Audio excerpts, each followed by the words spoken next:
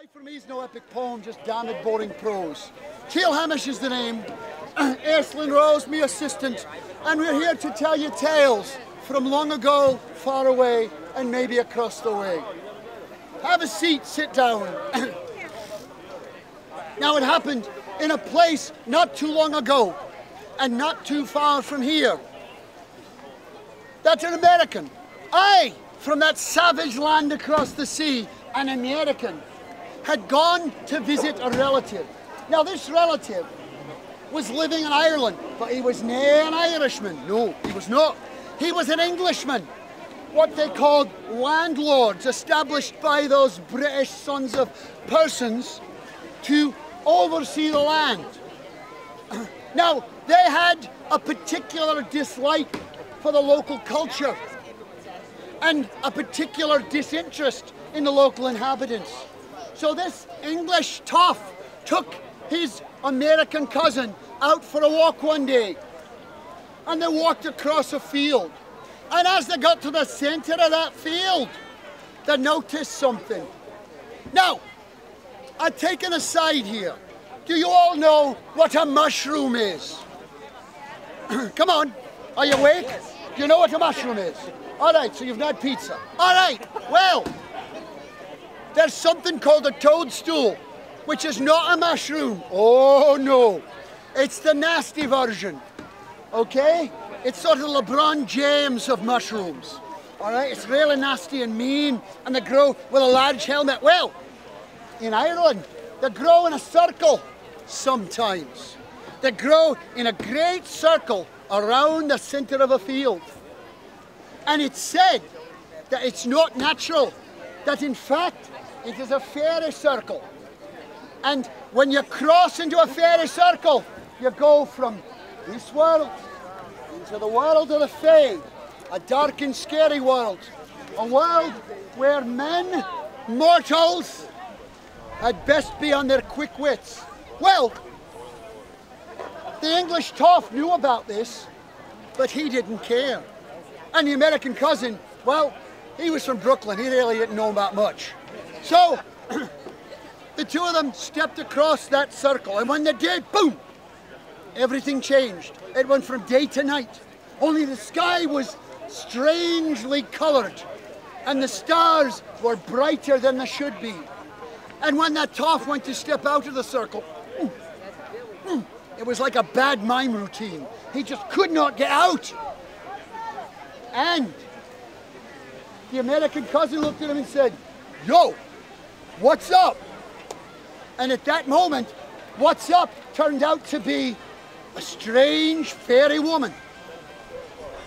And the two of them looked and said, "I say, where are you from?" But the woman wouldn't speak. And the Englishman said, "Well, I'm not having any more of this," and tried to leave again and could not. At which point, the American, not being as dumb as he looks, but then nothing alive could be, he said, "Yo, maybe it's a leprechaun." At which point, the Englishman went, "Oh really, they're small and green and have little beards, you know." And then they heard in their mind the voice of that creature. And she said, "I'm not a leprechaun, you moron. I'm a curlican. Curlicans are the ones who do the real work. Leprechauns make the bloody shoes and count our gold for us." And they looked at her stunned, for she had not spoken. And they said, "Whoa, what's the problem?" And she, in their mind, said, "Well, now, see, darlings, we've got a little problem here. You're in me turf, and once you're in me turf, you know, you're not getting out unless it's by offspring, riddle, or task." "What the heck does that mean?" "I'll tell you. You either give me your offspring, and frankly, none of these are looking that good, or you have to give me a riddle I cannot solve, or a task I cannot do. And let me tell you, I know all, I see all. I've been everywhere and I've been back. I've done it. I can count the grains of sand on the beach. I can count the hairs on your head. Well, some don't have that many anymore. I can tell you who's going to win American Idol. I know everything." Oh, come tell me you don't know it's not fixed. Anyway, so They looked at this creature, this amazing pink and red and strange looking thing, and said, yo, that's pretty heavy. And of course the English went, oh yes, well, there's no riddle an Irish creature cannot possibly solve that I can do. All right, oh, here we go. All right, what walks on 4 legs in the morning? Oh, please, don't give me that nonsense. 4 legs in the morning, 2 in the afternoon, 3 at night. That's the riddle of the Sphinx. What are you? You mortals haven't been bright since Cuchulainn. Get on with it. Oh, no, I've got one. An Irish creature could not possibly do it. Tell me exactly how long the reign of every English king and queen was. Exactly. And the Curlican scratched her head as if she were thinking deep, which of course she didn't have to because this is a particularly easy one. And she looked at him, smiled with her hands on her hips and said, until the reign was over. At which point the Englishman turned into a statue. Well, this left the American somewhat perplexed. Yo, that's pretty heavy, sister.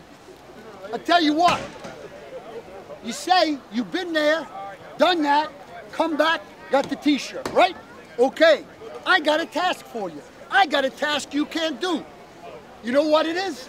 Oh, please, burden me with it. Tell me what it is. Get lost. At which point, the Curlican turned into a statue. The Brooklynite stepped over the toadstools and went wandering back to his home to try and find a decent pizza parlor in Killarney.